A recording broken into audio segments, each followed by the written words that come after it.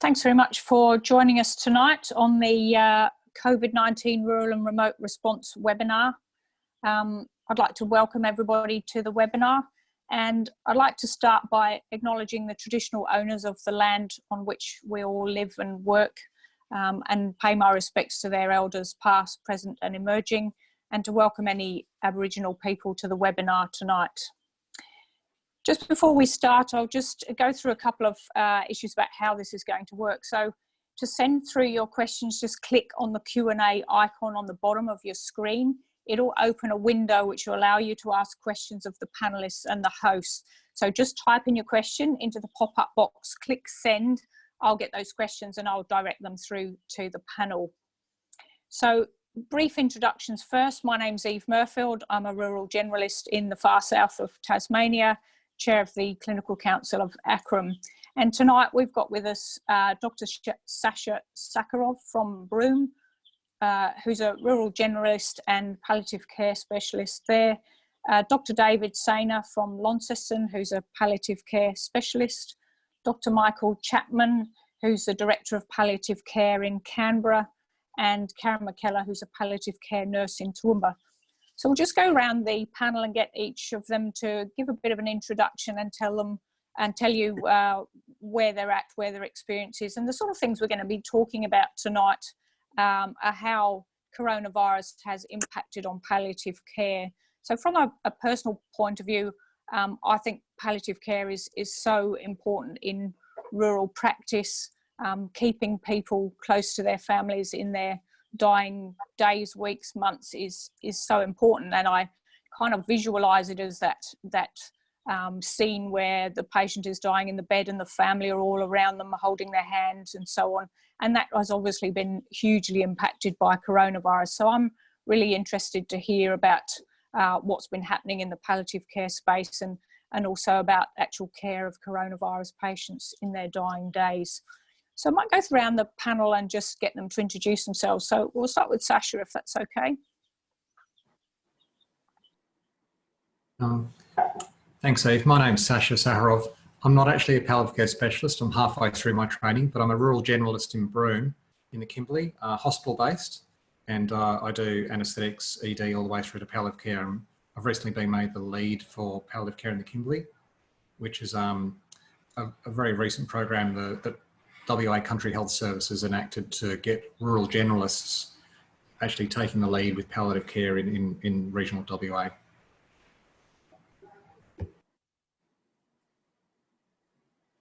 Thanks, Sascha. And David. Eve, I'm David Sainer. I'm actually not in Launceston. I'm in the COVID corner of the northwest of Tasmania, in Burnie and Devonport. And I'm a palliative care physician here. I share the position with another palliative care physician, and we cover from Strahan to Deloraine. So it's a third of the island, and things have changed a bit. I'm delighted to be able to tell you that I haven't seen a COVID patient at all or dealt with one. But certainly what has made a huge difference is that the oncology services, particularly palliative oncology, has been absolutely decimated up here. And we have had to step in and not do the oncology, but certainly pick up the pieces of a lot of people who aren't getting their oncology services. And we are also finding that any oncology services are all done via telehealth these days, and the patients are missing personal touch like crazy. So we're doing a bit of that. It's good, actually. It's lovely because our practice has changed from being really community and hospital centric to really community centric, and it's fantastic, I think. Great, thanks, David. We'll go to Michael just to get a bit of background. Thank you.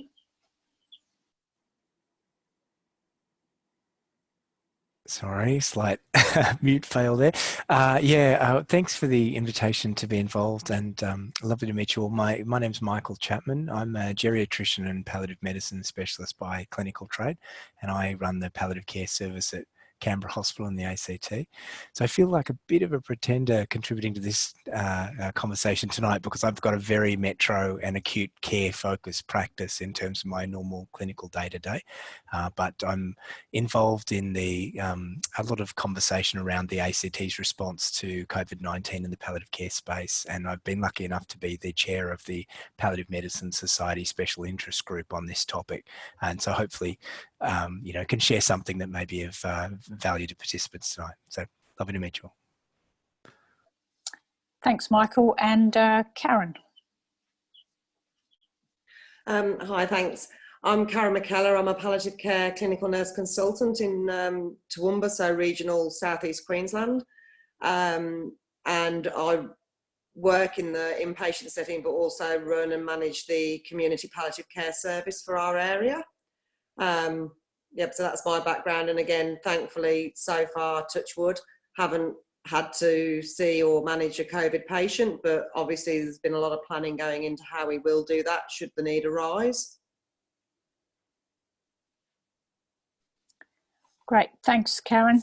So we might move and go through the panel again to outline some of the key changes that you've needed to make in your palliative care services in response to COVID-19, and how COVID-19 generally has impacted your service or you, whether that's treatment of coronavirus patients or changes to what you've been doing. So we'll go back through, starting with Sascha, if that's okay. Sure, thank you, Eve. So based in Broome, we do provide most of the palliative care for the Kimberley. Some of it does happen in the smaller regional centres like Derby and Kununurra, and almost none occurs in the very small communities, which can number as few as 30, 35 people. And so a lot of patients do get transferred to Broome for end-of-life care. There's a consultative service that we offer was as an outreach, a physical outreach service that would tour the Kimberley. But that's had to be severely curtailed and in fact stopped because of the biosecurity restrictions. So the Kimberley is one of the biosecurity areas that the Commonwealth Government set up to protect a very particularly vulnerable population. And so from the Northern Territory border down to the border with the Pilbara, we've got a biosecurity containment area. And within that, each community itself has been a biosecurity area. So people have been stuck now for 7 weeks. It's only just opened up to the majority of communities in the last week. When this all happened, I experienced what isolation means. So I've got a particular empathy for it, and it's quite difficult. And I was interested to hear what David said about the effect on our oncology patients. We've got a 14-day mandatory isolation period for anyone coming from Perth. And so up until 3 weeks ago, all of our oncology patients would have to go to Perth for treatment, fly back to Broome or Derby, and they'll do that every 3 weeks. And you can imagine with a 2-week isolation period before and after each transfer, it doesn't happen. And so we've actually, because of COVID, had to set up a telechemotherapy service, which had been planned for the future, but it's happened now, and it's happening very quickly, and somehow I've been tossed in there to help run it. So, so similar experience to what David's seen in northwest Tasmania with that population, but it's hard to know where to start really. In isolation, I was alarmed at what I was seeing over in Italy and places like that, where patients were dying alone without even staff to comfort them. And so very quickly, we formed a very detailed plan for Broome itself and for the wider Kimberley region on how we might provide palliative care to the region. As I said, most of it is as an inpatient basis. So even in non-COVID times, it's almost totally inappropriate to offer home-based palliative care to the majority of people in Kimberley. The crowding that we deal with is, you wouldn't really believe it. In 2020, we've got 25 people living in a 2-bedroom house with no running water, and it still happens. It's there. There's no food security, let alone medication security. So it's very, very difficult to offer home-based palliation. So most of it happens in hospital. So so we've got a detailed plan for how that might happen, ranging from the odd patient, either dying from a COVID-related illness or being COVID positive, but dying from another terminal illness, all the way through to a disaster plan where the whole hospital is essentially is a hospice. And I'm happy to share that plan with anyone who's listening to this webinar. And I've developed quite a few tools, because in that planning, we came across we did modelling, and there's some very, very scarce resources that we've got by through probably luck up until now. But if we got a surge of demand, anything more than probably quadruple our normal load, we would be running out of things. And starting with staff, moving on to medication, we'd run out of midazolam first, and then morphine very soon after that. We'd run out of oxygen. Calculated that would be 12 days until we ran out, even if we had only 10 patients. And we've only got 4 syringe drivers for the whole of Broome, including hospital and community. So this process has been good for future planning and capacity building, I suppose, but it did highlight how precarious we are. And I'd encourage everyone who's listening to do some detailed planning for the worst case, and hopefully you'll never see it. But as a result, hopefully you'll upscale your capacity to provide good palliative care for years to come. I'm happy to go on, Eve, but would you like me to focus on anything in particular? We might go through the panel and then we'll come back with questions if that's okay. So we might move on to David next about your experiences and where you're at currently. Thanks. Well, Sascha, compared to you, we're in absolute clover, because what's really set the cat among the pigeons for us up here is that both the hospitals shut. And so, or effectively shut, and they shut to any admissions. So all of the management of patients, and we haven't had many COVID or any COVID, all the management of the patients has been occurring in the community, which has put a tremendous strain on community nursing particularly, and the GPs, who have been absolutely fantastic. I'm delighted to tell you that in actual fact, the palliative care service hasn't been that busy. And as a result, it's been quite nice from my perspective to actually be able to step into the void created by the absence of oncology services, and certainly it's been really nice to be a little bit more active in the palliative oncology line than we have been. I actually don't think it's made a huge difference to the type of practice we're doing. We're still seeing the same old stuff, just having to be a little bit more resourceful to getting drugs in the community, to getting syringe drivers into the community to get them set up. We still bump into the same bureaucratic rubbish that we bump into all the time about providing services which are a little bit different to normal. But dare I say it, it's actually been a positive palliative experience for us. I certainly find that that's the case. One of the things that has struck me is there's been a great deal of fear amongst medical staff and our nursing staff, and I think that there was quite a difficulty in getting people to go out and see people. And as the old codger in the business, it's been left to me, and I'm quite happy to go and do it. And I think that the patients have really relished having face-to-face contact in their homes. And I think telemedicine is terrific, but it's got serious drawbacks when it comes to palliative medicine. Yep, that's all. Thanks, David. That's great. Perhaps we could move on to Michael and get some perspectives there. Thank you. Yeah, thanks, Eve.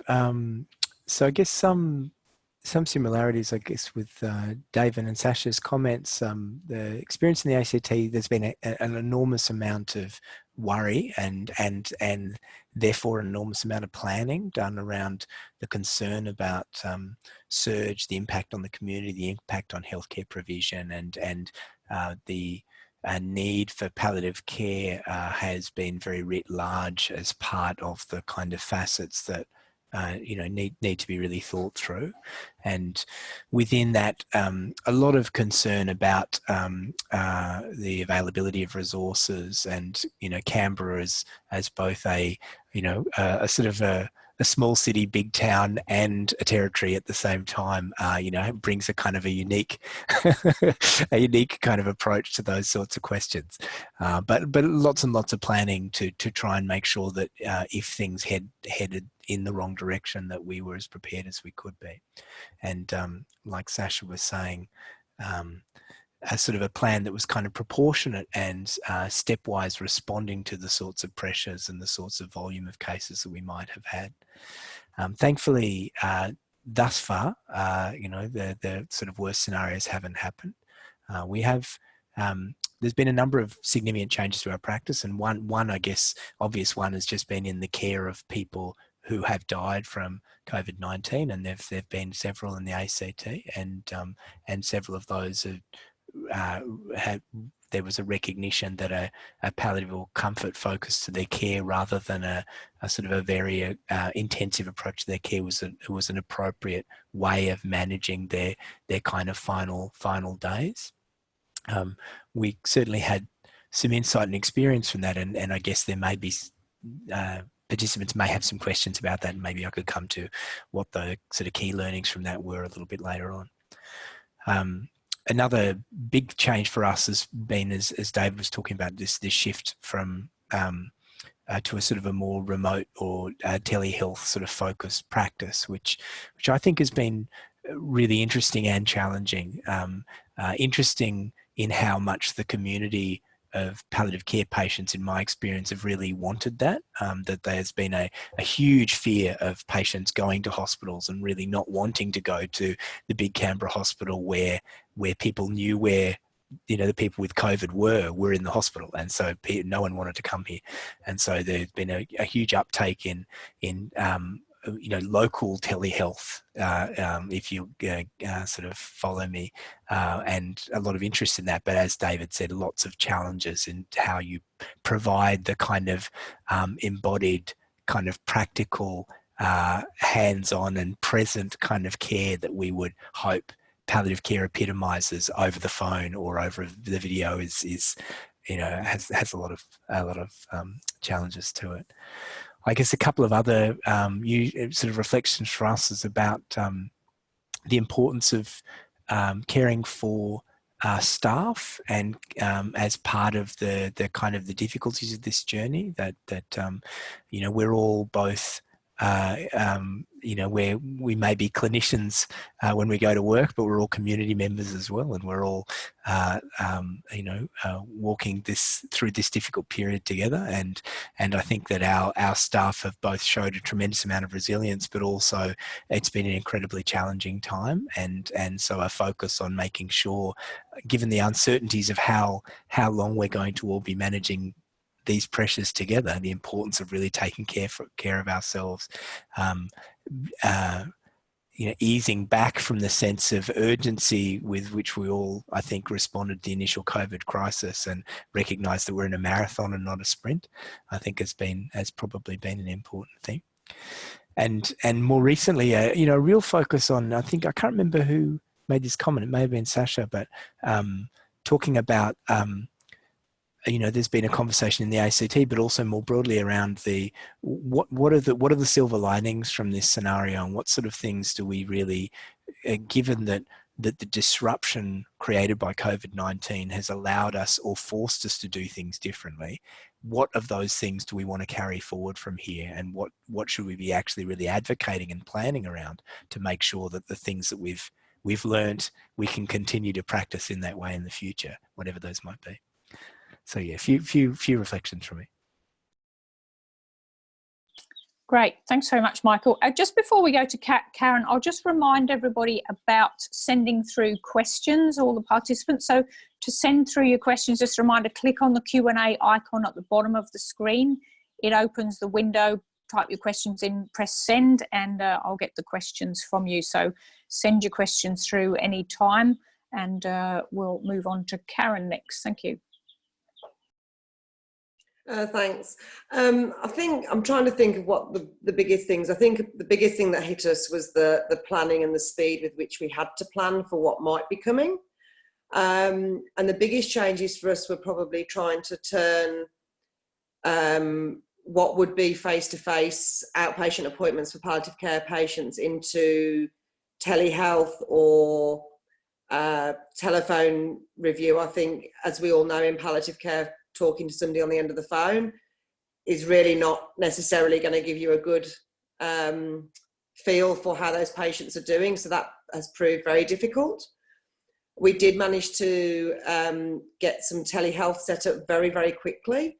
Within, I think, a week, we managed to get a whole telehealth service set up for our palliative patients, but we struggled with, obviously, the nature of our palliative care patients. They're often elderly, and trying to use technology is not easy. So although we got it set up, we struggled to actually make that work because of the clientele at the end. So that was probably the biggest change to our practice, was changing outpatients to non-face-to-face. Inpatient wise, our consult service didn't change. The practice hasn't changed for us. The thing we found with our inpatients that we have struggled with is the fear of other staff and specialities of, you know, the fear of introduction of COVID into ward areas where they've restricted visiting and have told loved ones that they can't come and spend time with their relatives on the ward because of the risk of COVID, despite the fact that we, touch wood, haven't got any COVID in the hospital. I mean, the whole of Darling Downs, we had 42 cases, sadly 2 died, but all 40 others have recovered. So the risk is minimal. So we've had to do a lot of work trying to persuade units that, yes, we're not going to be sending 20 people in to visit, but they maybe have to think about the type of patients they're nursing and not be as strict around their visiting as they would be if it was a non-palliative patient. So that's caused a lot of distress for families we've seen. In terms of our community, I have to say the team I work with, the girls that work for me, have shown absolutely no fear with COVID and have continued to go and do their jobs as we have done always. We have put in some safety measures in terms of questions and things before we go and home visit, and we've stocked up on PPE and things like that. But luckily, at no point have we ever had to decline visiting a patient in their own home. So our community services run the same as. The only thing is it's probably been busier because we've probably put patients onto our community service that we'd normally have seen as outpatients because I've not been able to bring them to outpatients. So it's probably increased that workload. And thankfully, none of our NGOs have stopped visiting patients. So we still have access to brokering resources from them. But that was always a concern as well as to what happened if the non-government agencies decided to pull their services if COVID became rife in the community, and how we would manage that with a team that is too small for what we do on a daily basis, let alone if we hit a crisis in the community, which touch wood hasn't happened. But generally we've been very lucky, and I wouldn't say it's changed our practice. It's probably made us more cohesive with other services. Certainly with the geriatric service, we've had a lot of working with the geriatric service as to how we can support that service in nursing homes and things if it was to hit a nursing home. So I'd say most of our experience really has been around planning what we will do if it does happen, but thankfully not having to put any of those plans into practice so much at this point. Thanks, Karen. So we're starting to get a few questions coming through. There's one, people have been talking a bit about telehealth, so I might go to that question. Can the panel talk about the pros and cons of telehealth? What can you not do specifically in telehealth in palliative care, and what has telehealth done to benefit palliative care? So we might go around the panel and perhaps get some answers on that. Might start with you, Sascha, again. Sure. So to start with, a lot of the consultation service we provided to the rest of the Kimberley was done via telehealth, but mainly clinician to clinician basis. So we don't really have a clinician to patient model yet for telehealth. However, we're planning on starting it. So I'd be probably more interested to hear from the rest of the panel on the limitations, but we provide using technology at a consultative service to clinicians on the ground, whether they be remote area nurses, remote GPs, locum doctors in a small hospital from Broome. So we're able to provide a more specialised service to those even more general practitioners to help them. So that's probably where we come from, and it's working well. But I'd be more interested to hear from the others, to be honest.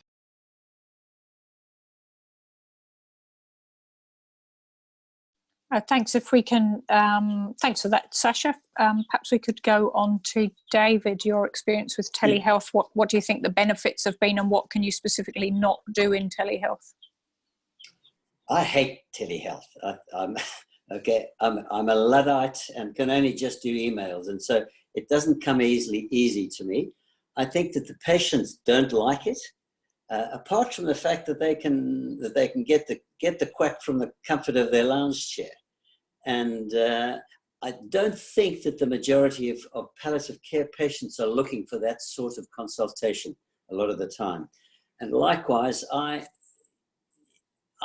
find it's a barrier, and I'm sure that it's got something to do with my generation. And I'm sure that a lot of the younger people find that it's not so complex.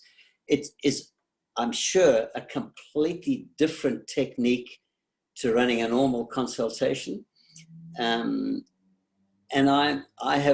we have found that we've made some we've made some big mistakes clinically because we haven't seen the patients in the flesh. And I'm very cognizant of that. I think that a lot of our patients are unstable and changing and need to be examined. And I don't think you can do that with a video camera. And certainly I found it difficult. I think a lot of my patients have found it difficult. And a lot of patients have, as I keep on mentioning, have really appreciated the effort that is made to go and see them face to face. So personally, I don't like it. I can see that it's got to happen. And I'm delighted that I'm getting to the end of my career and don't have to do more of it. Great, thanks for that, David. Michael, you've already talked a little bit about telehealth, but perhaps if you could talk a little bit about particular things you can't do or benefits that you see coming out from this. Thank you. Sure, yeah, no trouble. Thank you. And I was a bit of a reluctant participant initially in telehealth as well, David.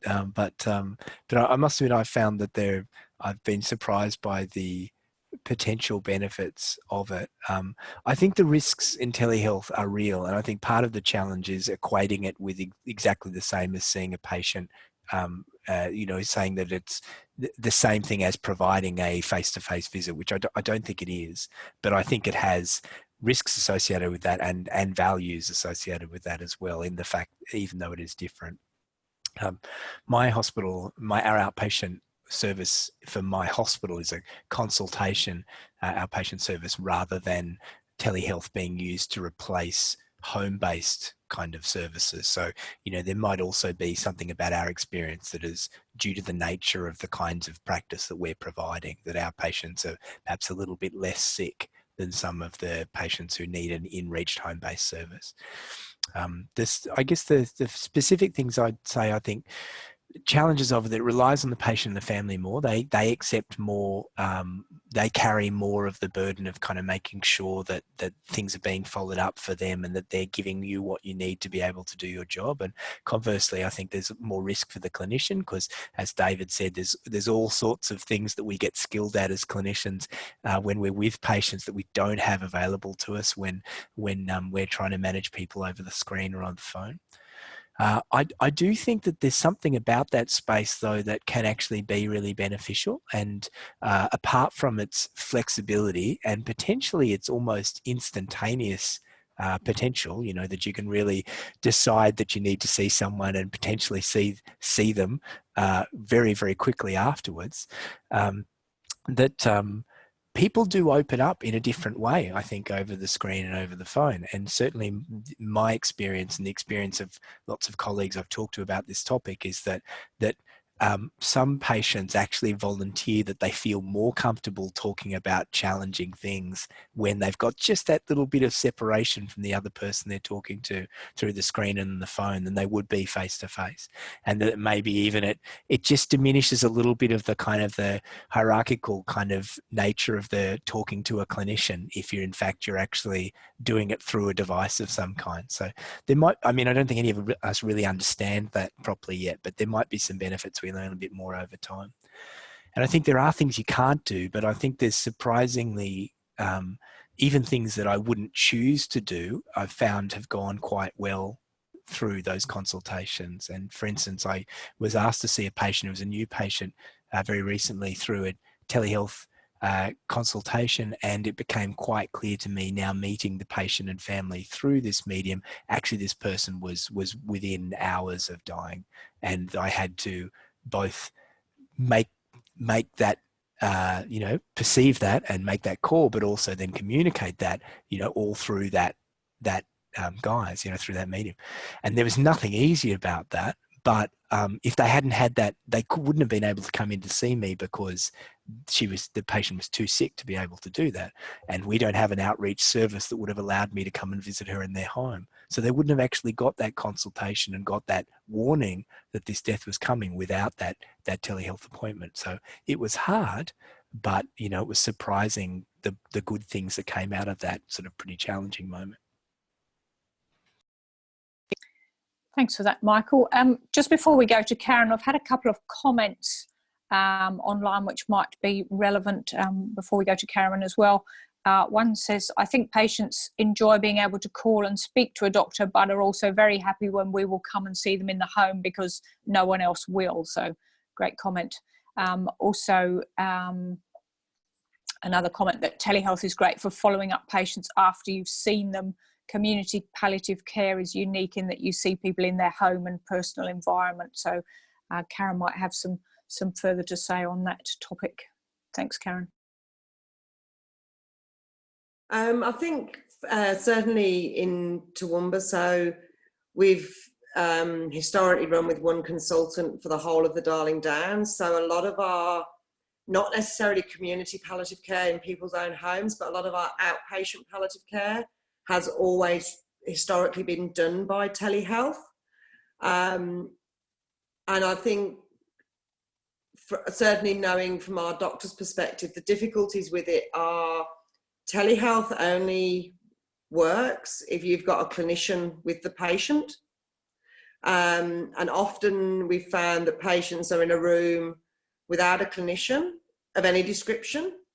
And when we need, and so what we talk about in the consultation doesn't get translated to the clinicians in the local area very well.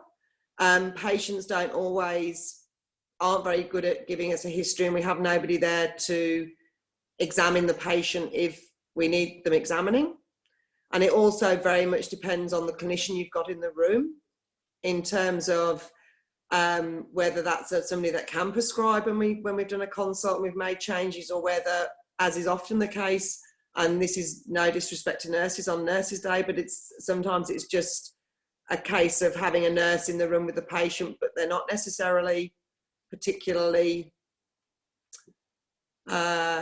familiar with palliative care or confident to then go and tackle doctors for scripts and things like that. So I think telehealth has its place, but I think sometimes it's that, as people say, the laying on of hands and actually physically examining the patients, where telehealth sometimes doesn't fit the bill and things can get missed, especially on those instances where you have patients in a telehealth room with no clinician support there. The good thing about telehealth is it allows you to see people out of area and saves patients 2-3 hour trips to a hospital to be seen in a palliative care clinic, which, when you're talking about palliative patients where time at home and in their own environment is of utmost importance, the amount of time you can save them travelling long distances to come and see a palliative care specialist is great.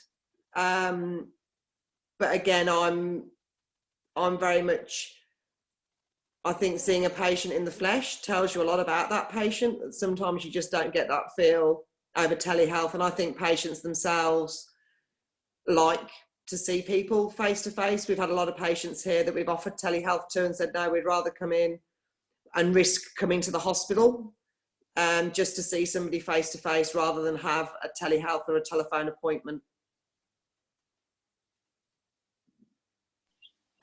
Thanks, Karen. I've got a couple of other questions here. So the next one, what were the outcomes or recommendations of Sascha's review into his service? For example, get more morphine, more syringe drivers, etc. Perhaps you could give us a bit more information on that, Sascha.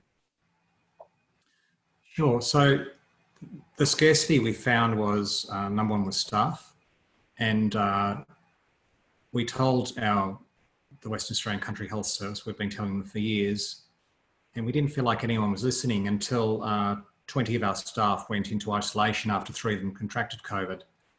So they started listening, and we asked, thanks to COVID, we do have more FTE on board. Whether it sticks around or not, I'm not sure. In the planning for essential medications, it hasn't really changed our practice that much. We've worked, I suppose our relationship with our pharmacy is closer. The modelling we did probably affected acute care more than palliative care, because it became apparent that if we did end up with a localised outbreak or a COVID crisis in Broome or the Kimberley, it's the acutely unwell patients will probably be chewing through much more morphine-midazolam than the palliative patients. And in our modelling, we actually would have had to have chosen between the two. And so increasing our supplies will hopefully avoid that if it ever comes to it, which thankfully it hasn't so far. I'd be interested to hear what Michael said about the oxygen therapy in the context of COVID, palliating a COVID patient. We're assuming that it actually does help. And our supply line for oxygen comes from via road from Perth, so it has to drive 2,500 kilometres to get to us, and there's quite a lead time for it. So we've had to very closely monitor our oxygen use and model how much we have left. And so I'd be very interested to hear what Michael says about that. Equipment has always been an issue for us. We're kind of the end of the line in Western Australia, where as far away as you can get from anywhere really. And so syringe drivers don't tend to make it as far as where we are. So we've had, for both medication and syringe drivers, we've had a contingency plan to go through all the alternatives, and really with sort of jerry-rigging, I suppose. So we've gone through all our acute care syringe drivers as well to find out what we've got. We've got an inventory, using our infusion pumps, even getting inventory of our gravity-fed lines, and looking through all the alternatives we could use for that, as well as all the alternative medications if our traditional essential power medicines run out. So I think that's answered the question, that really we've increased our capacity where possible, and where we couldn't, we've just had to look for alternatives, because we know that the cavalry is not going to come running anytime soon because of our remoteness. Thanks, Sasha. And to go on from that, where you were talking about oxygen and so on, I do have a question as well, which might go to that with Michael. What are the foremost principles in caring for a COVID palliative patient? We might ask Michael, and maybe the oxygen might come into that as well. Thanks. Yeah, thank you. That's a really excellent question. I guess in probably cardinal amounts, the sort of in a sense of the principles of management is that a lot of the kind of key elements of care are not necessarily different, that a lot of the things that we would consider, you know, quality and excellent palliative care in any other context still apply to the person with COVID. It's just that there are all these extra challenges that makes achieving those things more difficult. So I think it's probably the way I would think about it is that, you know, how do we make this as usual as possible, as usual to the care we would normally provide, rather than think that it needs to be starkly different. I think the point Sascha made about oxygen and, you know, a number of other therapies, I think is really important, because we're working in a situation where none of us know very much about COVID-19. You know, we know a lot more about it now than we did a few months ago, but we're still all learning. And so the understanding of what best palliative and comfort care looks like, we're extrapolating a lot from, you know, conventional our approach to conventional other illnesses, and some of that is being challenged. And Sascha was talking a bit about the oxygen therapy thing, and you know, participants may know that there was some release from the Centre of Evidence-Based Medicine recently on this topic around the potential use of oxygen therapy in COVID-19, and suggesting that there isn't really an evidence base to say that this is good palliative therapy beyond people who are hypoxic. However, I mean, the people that we know would benefit palliatively from oxygen therapy usually anyway are hypoxic patients. And so I think that, you know, a lot of the things that we would usually consider important remain so.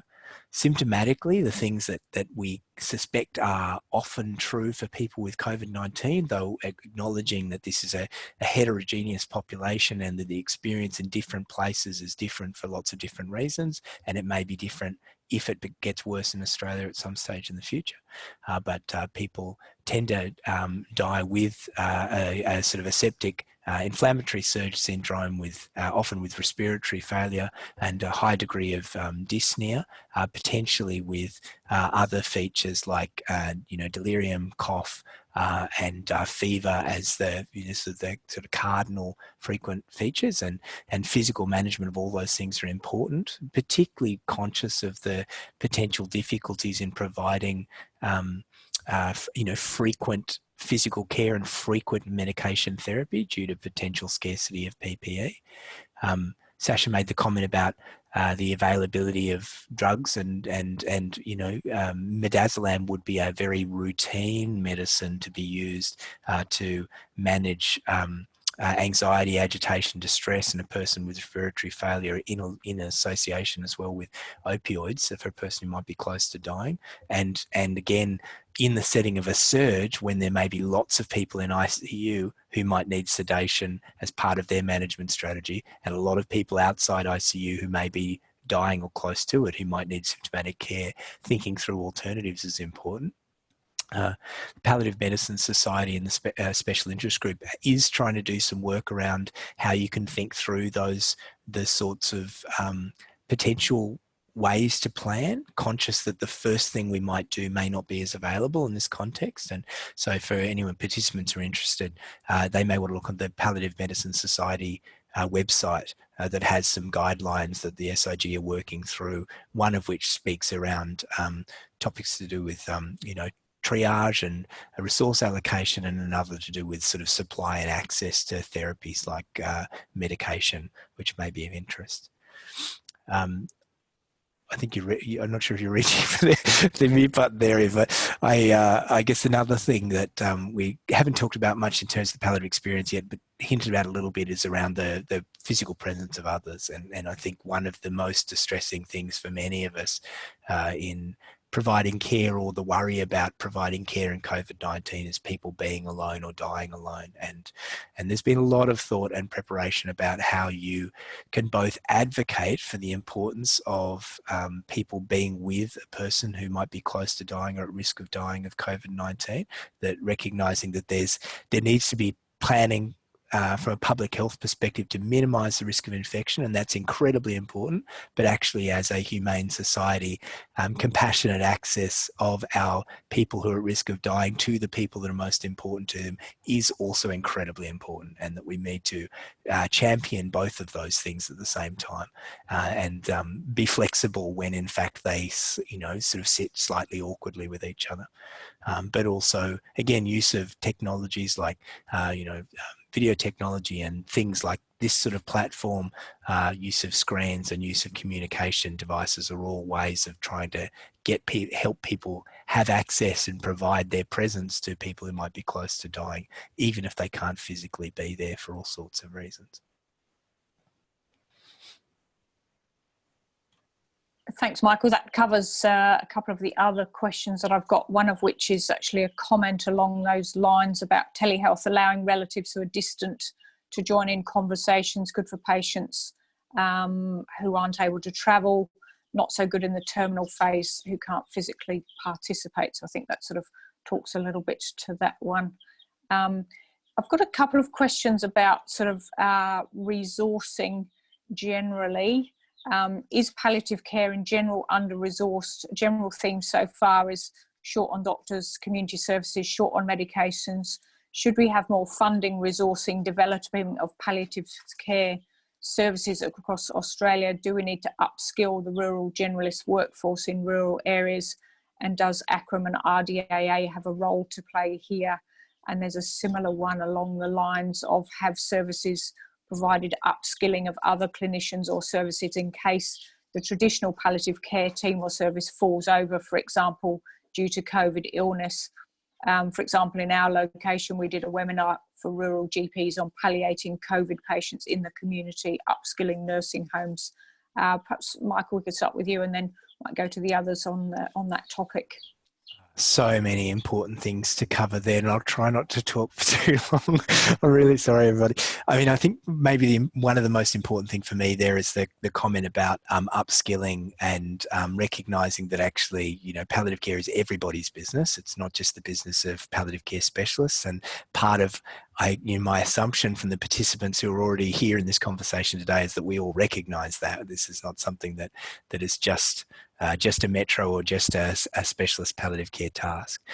So yes, absolutely. I think palliative care specialists do have a responsibility, and our focus should be on making sure that we're supporting everybody to do the best job that they possibly can, and recognising that there's amazing jobs that people do all of the time, that many people are expert at this, even if they're not necessarily classified as specialists. I think that's particularly true in the setting of COVID-19, where people might be close to dying, or either in the community or in institutions, because the clinicians who may be at the bedside or may have most access to that person may not necessarily be the specialists. And so making sure that we're working collaboratively and supporting each other is critically important. If we talk about the idea of scarce resources, specialist services, even if they're well resourced, and my general comment would be more resourcing is always a great idea, but if they're well resourced, they are a fairly limited resource, and certainly, as Sascha's comment before, really prey to the potential for getting exposed to a contagion and therefore being unavailable to the community. And so just not suggesting this would be appropriate for everyone, but one of the things that was learnt within the SARS outbreak in a number of different countries was this idea of having parallel teams in high-risk situations. And something that we've taken on in terms of our contingency planning in our hospital is, how would we separate the palliative care team, even small as it is in Canberra Hospital, to make sure that if one part of the team was affected, that the rest of the team could still function, and vice versa. But amazing question, lots of really important things. I'll leave the rest to others. Sascha, do you have any comments on that sort of resourcing? It sounds like it's pretty relevant where you are. Yes, thanks, Eve. So in a low resource environment, I think it comes down to the teams on the ground, and we've had amazing examples here of tiny teams who have just run with what they've got, developed a plan that would work, and dealt with it. And in Halls Creek, one of the smallest places in Australia, we had an outbreak of COVID, and they coped well despite numerous medical practitioners being affected as well.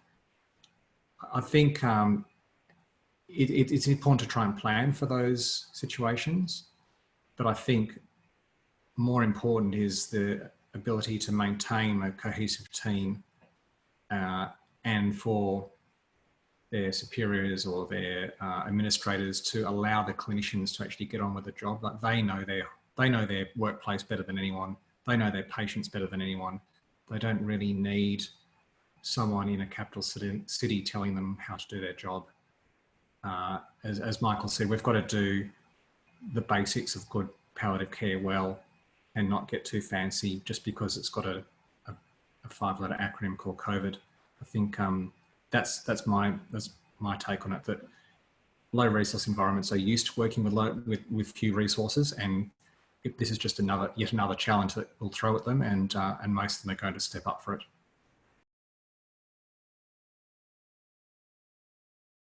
Thanks, Sascha. David, you've had a bit of experience with hospitals shutting down and that sort of thing. Any comments on the resourcing in your area? No, when I listen to what Sascha's got to put up with, I just think we don't know how good we've got it. And I have no complaints about resourcing. We've even got those fancy yellow gowns that we can wear at the moment. So no comments at all. No complaints at all, at any rate.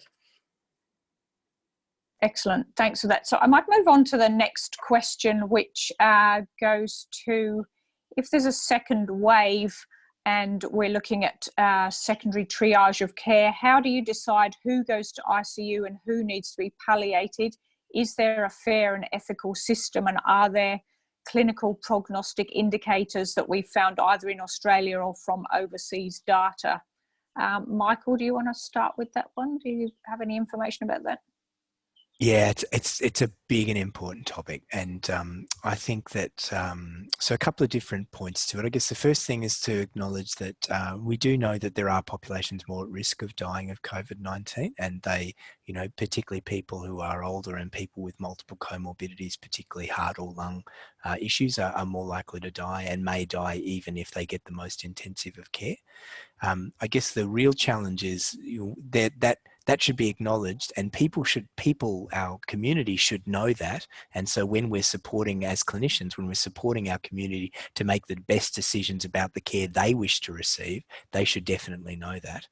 The question about resourcing really comes into the point with when we do not have enough resourcing to allow everybody who might want access to that resource to have the access that they would wish, how do we then make those difficult decisions about who gets it? And that is a challenging space. Luckily, there's been lots of work that's being done on this, and some excellent work both nationally and internationally. Again, the Palliative Medicine Society has produced a document outlining from a palliative care perspective what are the sorts of principles and concerns we should be thinking through with the idea of triage and resource allocation within pandemics, both in terms of things like ventilators, which get a lot of attention, and other things as well. And similarly, there's excellent guidelines that have been produced in Queensland. The Sydney Ethics have produced great guidelines for New South Wales and other places locally and internationally. Key amongst that is obviously fairness, a sense of importance of equity, importance that all of us as community members, regardless of our context, all have a value and all have a right to the sorts of resources that we have available. But all should be empowered to make good decisions and to make sure that we get the best opportunity to live the life we want to. Thanks for that. Following on from that, advanced care planning, I know Karen mentioned earlier, and that comes into those decisions about whether to go ICU or not. Karen, have you got any other practical tips on how to do advanced care planning in the sort of coronavirus era? I don't know whether it's about advanced care planning in the coronavirus era. I think maybe coronavirus has made us realise how important, and I think Australia was coming to the conclusion that advanced care planning was important, but maybe it's highlighted quite how important it is with COVID, because I think the situation with COVID is the populations of patients that are likely to die of COVID are probably already dying of other comorbidities, and COVID is the thing that may bring that about sooner. And therefore, I think it's just highlighted how important, what are difficult decisions need to be done early, so that we know what we should be doing with these patients prior to us hitting a critical point where the decision is, do they go to ICU or don't they go to ICU?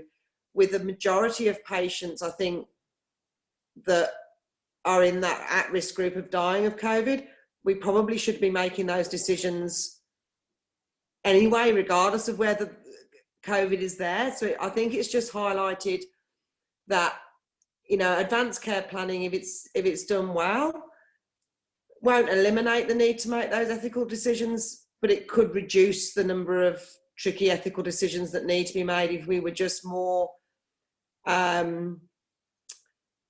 that everybody, I think, and I think this is the thing about it being everybody's business and not just specialist palliative care, but every clinician, to have those discussions with those patients now, and not leave it until we're in that critical moment where we have to make the decision. So I think what COVID has done is highlight the need for us to look at our population of patients and have they got advanced care plans, and if they haven't, should we be doing those so that if COVID does hit, these are patients that already have those decisions made. Because a lot of the patients probably, I would think, I mean, not having experienced it myself, so I guess this is me just making assumptions, that there's a lot of patients that would develop COVID and end up in ICU that, in hindsight, had we done advanced care planning prior to that happening, we may not have ended up in that situation. So I think it just highlights the need for, and hopefully it highlights the need for advanced care planning, not just in the situation with COVID, but ongoing. Because I think it's something that, certainly in my practice, you see a lot of times where patients have treatments that maybe are not necessarily beneficial and very burdensome, that had those discussions happened, we might not have got to that position. So I think COVID might just highlight the need for that and make it more of an urgent thing. Yep. Excellent. Thanks for that. I'm just conscious of time. We're running out of time. So I've got one last question for each member of the panel. And the last one would be, how do clinicians look after themselves during this time? Some of our patients, this is from a particular person, died prematurely of COVID-19 due to the outbreak. How do you care for yourself in times of high emotional distress and stress, and more broadly in palliative care generally? So perhaps I might just go around the panel for some last comments on that aspect of it. I might start with Sascha, if that's okay again. Thanks, Eve.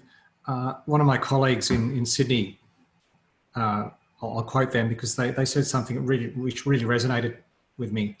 And I've used it at our team huddles now whenever we're starting a shift. I don't like to talk about social distancing. I talk about physical distancing and social connections. And I think the risk is, especially when, as Michael said, this is a marathon, not a sprint, we risk dislocating society to a large extent by creating distance when really we need connections at this stage. So my answer is, as well as using normal self-caring or coping mechanisms, which whatever they may be for each individual, I think as teams we need to really ensure that we're keeping connection at the start of every shift, debriefing well, and making sure that everyone is okay. I think it's so important.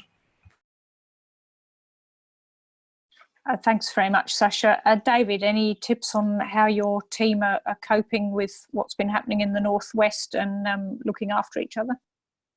No, I would just second a lot of what Sascha has to say, and can't reinforce enough the importance of what comes in a bottle. It's always a very good way of sorting things out. Yes, we can't all go to the pub anymore. Not that we would, of course. Karen, what about your team? How are they going? I think so far so good. I think we've always been a fairly cohesive team anyway, so we naturally debrief and chat and talk on a daily basis anyway. We sit in the same office, and we don't have, some people say, oh, you should have clinical supervision as a palliative care team. I'm not sure that formal clinical supervision is necessarily always the way to go. If you've got a team that are happily sit and chat over a cup of coffee, and we do a lot of that. We do a lot of disappearing and let's go and have coffee. While we're at work, we avoid the bottle. So, but yeah, I think, and checking in with all your staff all the time, I think some of it is just about that, it doesn't take 2 minutes at the beginning of the day or the end of the day to ask your staff, are they okay? Is there anything they've done a good job? And I think those are the things that help.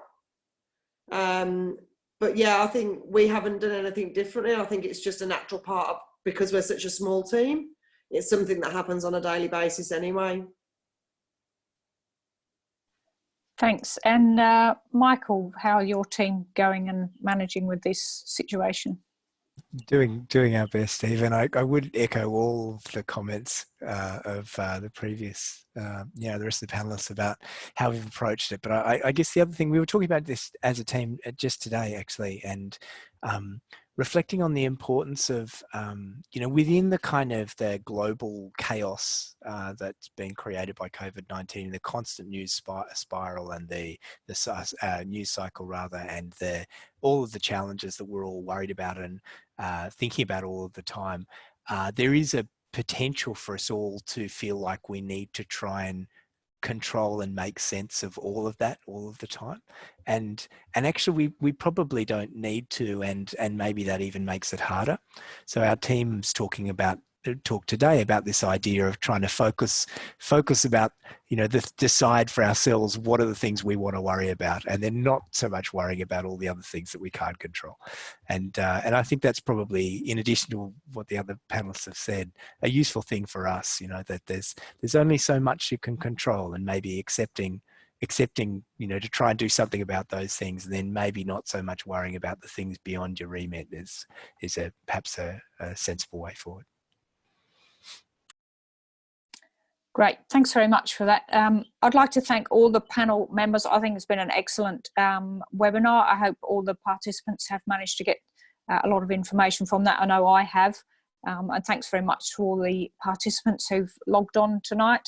Don't forget to check out tomorrow's COVID-19 bulletin, and if there's any other questions we need to pose to the panel, we can always look at that afterwards. You can actually relive this entire event. It is being recorded and will be available on the ACRM or RDAA websites.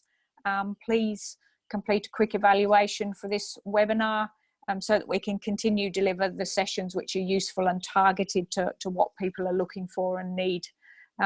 Next week's, flowing on quite nicely from the last questions, will be on mental health and mental health resources during the coronavirus crisis. If you've got any suggestions or feedback on issues, future webinar topics, future suggestions on resources that should be developed through the COVID-19 project, please contact the RDAA or ACRM teams. Registrations will be open for next Tuesday's webinar on mental health. So thanks very much again to all the members. It's been really great. And good night to everybody. Thank you.